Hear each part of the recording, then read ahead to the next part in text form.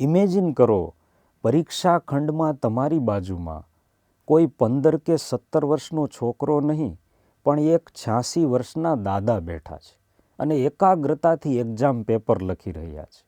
જી હા, આ છે પોલેન્ડ દેશના કલિશ શહેરમાં રહેતા જોસેફ પેરુગા. આંખમાં સર્જરી અને ઉંમર 86 વર્ષ, છતાંય એમણે યુનિવર્સિટીમાં પ્રવેશ મેળવવા માટેની પોલેન્ડની પ્રખ્યાત માતુરા એક્ઝામ આપી. એકવાર નહીં 2 વાર, અને બંને વાર નાપાસ થયા. પરિણામ આવ્યું તો માર્કશીટમાં ફેલ લખેલું હતું. પણ ટ્વિસ્ટ તો જુઓ, ત્યાંના મેયર ક્રિસ્ટિયન કિનાસ્ટોવસ્કીએ પરિણામને બદલે એમના જુસ્સાથી ભરેલા પ્રયત્નને સલામ કરી. સામે ચાલીને એમને ઓનરરી સર્ટિફિકેટ આપીને સાબિત કરી દીધું કે માર્કશીટમાં લખાયેલ રિઝલ્ટ કરતાંય પ્રયત્નનું ફળ હંમેશા મીઠું અને શ્રેષ્ઠ હોય છે.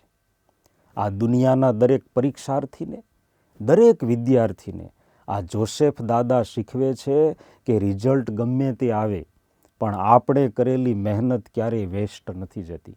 અને બીજું, પ્રયત્ન આપણા હાથમાં હોય છે, પરિણામ નહીં.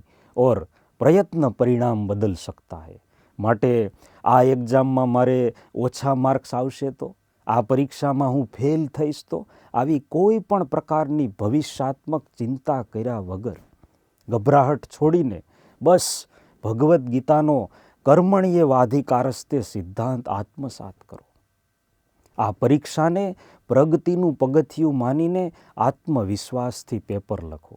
તમારો ખુદનો પુરુષાર્થયુક્ત પ્રયત્ન, માતા પિતાનો મીઠો પ્રેમ, શિક્ષકોની શુભકામનાઓ, સંતોના આશીર્વાદ અને પરમાત્માની પરમ કૃપા તમારી સાથે જ છે.